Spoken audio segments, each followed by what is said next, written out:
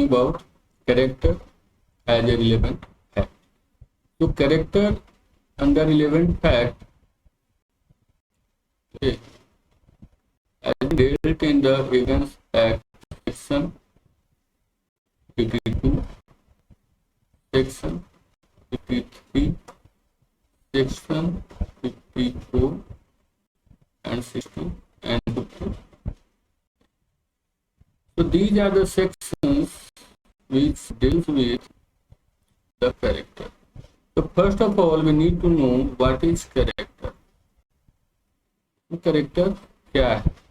Character एक समझिए कि नेचर का जो क्वालिटी है आदमी का नेचर है, जिस तरह का एनवायरनमेंट में रहता है, जो इनर वर्च्यूज उसके हैं, उस हिसाब से जो वो अपने आप को सेव किया है, जिस तरह का वो पर्सनालिटी एग्जिबिट करता है, जिस तरह से इंटरेक्ट करता है वो बाहरी वातावरण से। जैसे कोई ऑनेस्ट है, he is non for his honesty. If some person is gentle, then he is called gentle. So these kind of character, okay, कुछ लोग होते हैं जेंटलमैन होते हैं, कुछ लोग ईमानदार होते हैं, कुछ लोग मेहनती होते हैं। So these all inner versions consist of character. Okay, so they will be simultaneously called as character. तो ये inner virtues होते हैं जो कैरेक्टर में जो होते हैं। दो तरह की बातें होती है, कई बार कुछ भी दिया जाता है। जैसे एक होता है रिपुटेशन और एक होता है डिस्पोजिशन, ठीक है। तो इसको पहले समझ लेना बहुत जरूरी है। Reputation, what is reputation, what is disposition. तो reputation is all about what other person is thinking about you. It is opinion about you from the point of other persons. In other person's view, what kind of opinion they form about you is a reputation. तो बहुत सारे person जो आपके बारे में जो opinion form किए हैं, अच्छे हैं, बुरे हैं, ईमानदार हैं, बेईमान हैं, ठीक है, चोर हैं, तो ये सारे ओपिनियन जो है वो जो पब्लिक जो फॉर्म करती है आपके बारे में, जो एक परसेप्शन है बाहरी एनवायरनमेंट में, ठीक है, तो वो रिपुटेशन कहलाता है। कई बार आप देखेंगे कई एक परसेप्शन हम लोग बना लेते हैं, या बाहरी आदमी का परसेप्शन रहता है, जो कोई चोर है तो उसका बारे में बताइए, या बेईमान है, कुछ चीज रख लेता है, किसी का कोई चीज बेच देता है, ठीक है। तो क्या हो गया, एक रिपुटेशन। एक होता है disposition. Disposition is a kind of personal thing. जैसे हम लोग बोलते हैं डिस्पोजिशन मतलब मना अवस्था, जिसको कहते हैं अभिमना स्थिति, क्या, ठीक है। Are you well disposed, are you not well disposed, I am good disposition, I am bad disposition. मतलब ये पर्सनल लेवल की बात होती है कि हमसे किसी व्यक्ति का, भले ही कोई डाकू हो, दूसरे के लिए हो, लेकिन हमारा उससे अगर वो सही, हमको नहीं पता है कि वो क्या है, हमसे सही व्यवहार कर तो मेरे नजर में तो सही हो गया। तो सारे लोग हर किसी के नजर में बुरे नहीं हो सकते, ठीक है। तो कोई भी इविल भी है तो वो भी कुछ अच्छे काम किए होंगे, लेकिन ये रेपुटेशन नहीं बना। Reputation is all about general perception that people make about certain person. तो this is for reputation. Disposition a kind of person. तो दो तरह के सवाल पूछे जाते हैं विटनेसेस से। पहला कि लोग उस व्यक्ति के बारे में कैसे जानते हैं, ठीक है। अब मैंने किसी से पूछ लिया विटनेस, वो महात्मा गांधी के बारे में, भाई कैसे, बहुत भद्र पर्सन थे, ठीक है। अब यही पूछ लें किसी, मान लीजिए नाथूराम गोडसे के बारे में, या और किसी के बारे में, कुछ दाऊद इब्राहिम के बारे में पूछे, ठीक है, तो उनका परसेप्शन जो है अलग हो। अब बोले कि आपको कैसे, आपके हिसाब से कैसे थे, ठीक है, ये हमारा सेकंड क्वेश्चन। तो क्या बताएं, हाँ भाई हमारा जो है सही था या गलत था, या हमारा कुछ पैसा इन्होंने रख लिया, कुछ रख लिया। तो ये हो गया डिस्पोजिशन से संबंधित क्वेश्चन। तो अब जो बात आ जाती है कि हमारे 52, 53 और 54 और 55 में क्या बातें कही गई है, ठीक है। तो 52 जो बात करता है, ठीक है, ये बात करता है सिविल केसेज का, ठीक है, सिविल केस। अब मान लीजिए मैं कहूं कि कोई ए है, ठीक है, कोई ए है और एक बी है। तो ए का इल्जाम है बी पर कि बी ने उसके प्रॉपर्टी को ग्रैब करके रखा होगा, ठीक है। और ये एक एविडेंस एड्यूस करना चाहता है कि इज हैबिचुअल ग्रैबर, ठीक है, हैबिचुअल ट्रेसपासर, ठीक है। तो क्या ये एविडेंस एडमिसिबल होगा? नहीं। ये साफ साफ 52 का जो है ये कथन है कि ये एविडेंस सिविल केस में जो भी कंडक्ट है उससे संबंधित कैरेक्टर को आप प्रीवियस कैरेक्टर को एविडेंस के रूप में नहीं दे सकते, ठीक है। हाउएवर उसके कुछ एक्सेप्शन है जो हम लोग आगे देखेंगे। एक्सेप्शन क्या है? जैसे कि मान लीजिए कि एक लिबेल का केस है। लिबेल आप समझते ही हैं क्या होता है, किसी के बारे में गलत लिख देना, गलत बोल देना। अब मान लीजिए कि कोई ए पर्सन है और बी पर्सन के बारे में कुछ लिख दिया, ठीक है, जो बी ने इस पर जो है लिबेल का केस फाइल किया, ठीक है। अब जो है जब लिबेल का केस फाइल हुआ तो ए ने सर्टेन एविडेंस एड्यूस किए कि मैंने जो लिखा है कि ये आदमी जो है गलत है, बेईमान है या जो भी है, तो ये इसका एविडेंस है। तो अगर आप सच बात बोलते हैं, जैसा कि आप जानते हैं कि सच में आप किसी के बारे में कुछ गलत तो नहीं, अगर कोई सच्चाई बोला है, कोई बेईमान है उसके बारे में बेईमान बोला है, कोई चोर है उसके बारे में चोर बोला है, और वो अगर सच्चाई है तो वो ना तो डिफेमेशन में आता है न लिबेल में आता है। तो यहाँ पर कैरेक्टर का एविडेंस जो है वो मान्य हो जाएगा, ठीक है। दूसरी बात क्या है 52 से संबंधित कि इसमें विटनेसेस के कैरेक्टर के बारे में बात नहीं होगी। विटनेस जो है उसके कैरेक्टर के बारे में बात नहीं होगी। ये बात किसके किसके बीच होगी? कैरेक्टर से संबंधित प्लेंटिफ एंड डिफेंडेंट के बीच में बात होगी।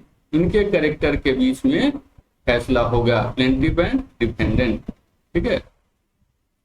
तो यहां ये बात है। अब देखिए तीसरी बात इसमें क्या है सिविल केसेज में कि कैरेक्टर मान्य होगा तो मान्य होगा जबकि ये अदरवाइज रिलेवेंट है। कैरेक्टर सिविल केस में एडमिसिबल होगा, कब एडमिसिबल होगा?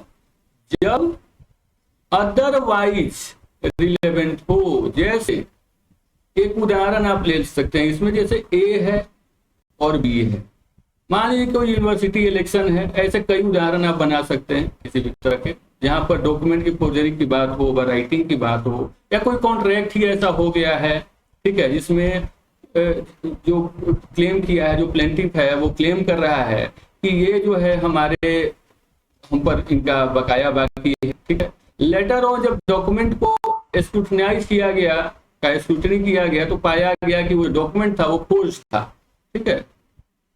तो यहाँ पर क्या होगा? यहाँ पर कैरेक्टर की बातें दिया जाएगा, वो बोले कि ये गलत है, इन्होंने गलती तरीके से वो एविडेंस पेश करेगा कि ये ओरिजिनल डॉक्यूमेंट ये है, इसमें फोर्ज किया गया है, ठीक है। तो इस सेंस में सिविल केसेज में भी एविडेंस एड्यूस किया जा सकता है।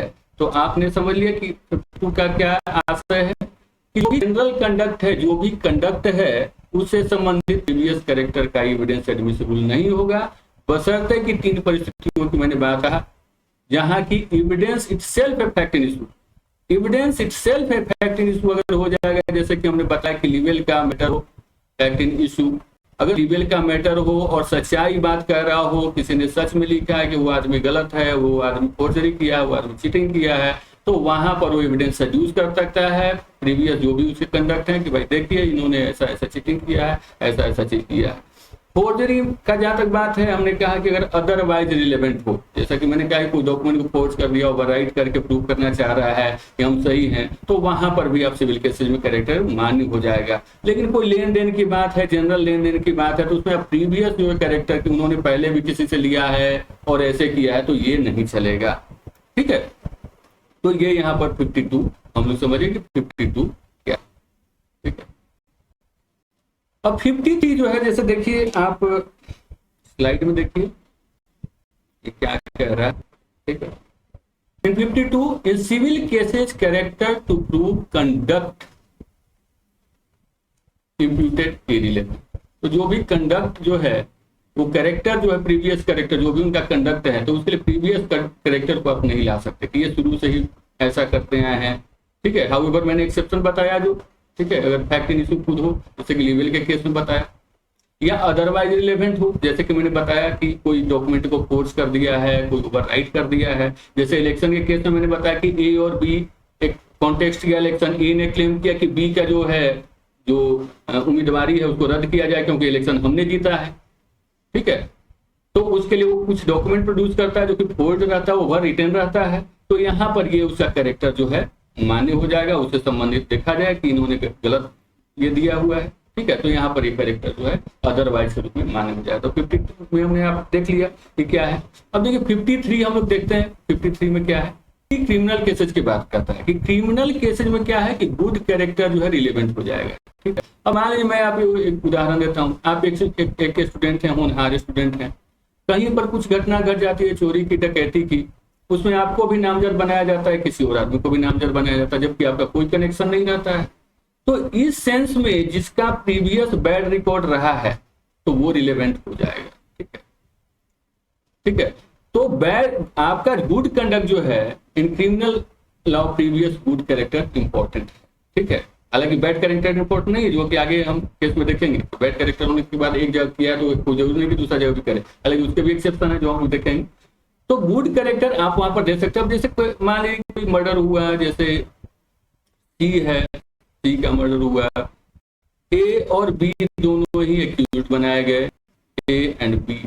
अब बी जो है, बी का previous record he has been a robber और ए थीफ और जो भी कहिए कि बैड कैरेक्टर पर्सन। तो यहाँ पर जो है, और आपका जो ए है ए वेरी ऑनेस्ट पर्सन, तो ये it is unlikely that suddenly some person will start committing crime. तो यहाँ पर ये जो है रिलेवेंट हो जाएगा इसका गुड कैरेक्टर। तो इसलिए क्या है 53 जो हमारा बात करता है कि previous good character criminal cases की बात करता है, क्रिमिनल केस में एडमिसिबल हो जाएगा यहाँ, ठीक है। तो ये बात, ठीक है। अब हम लोग आ रहे हैं 53 पर आते हैं। 53 में क्या करें, previous bad character not relevant accept in reply, ठीक है। यहाँ भी क्रिमिनल केस स्पेशली बात किया जा रहा है। क्रिमिनल केसेज में बैड कैरेक्टर इंपॉर्टेंट जो है, इसका एविडेंस एडमिसिबल नहीं किया जा सकता, ठीक है। इसके कुछ एक्सेप्शन है जो हम आगे देखते हैं। अब देखिए मान लीजिए कि कोई सड़क पे जा रहा है और किसी की इंजुरी हो गई, एक्सीडेंट हो गया, घुटना उठना टूट गया, हाथ वाथ टूट गया, तो उसमें ये एविडेंस नहीं दिया जा सकता कि इसका जो प्रीवियसली भी है रैश ड्राइविंग करते रहा है और इस तरह से वो इंडल्ज रहा है रैश ड्राइविंग में या पहले भी किसी चीज में, ठीक है। तो पर्टिकुलर केस पर भी जो भी उसका हर्जाना है वगैरह जो है निर्धारित किया जाएगा, ठीक है। तो बैड कैरेक्टर जो है यहाँ पर रिलेवेंट नहीं, लेकिन ये रिलेवेंट है कब, जबकि ये बैड कैरेक्टर जो है खुद ही फैक्ट इन इशू 110 की बात कर लें, सीआरपीसी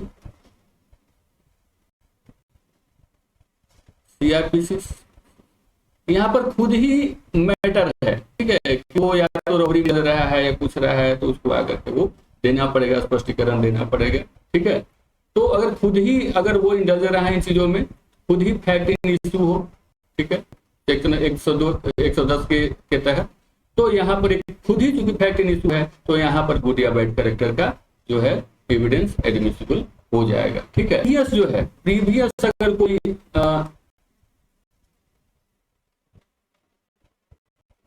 कन्विक्शन है, प्रीवियस कन्विक्शन, ठीक है, तो उसमें भी ये नियम काम नहीं करेगा जो 54 का है कि बैड कैरेक्टर जो है रिलेवेंट नहीं होगा, ठीक है।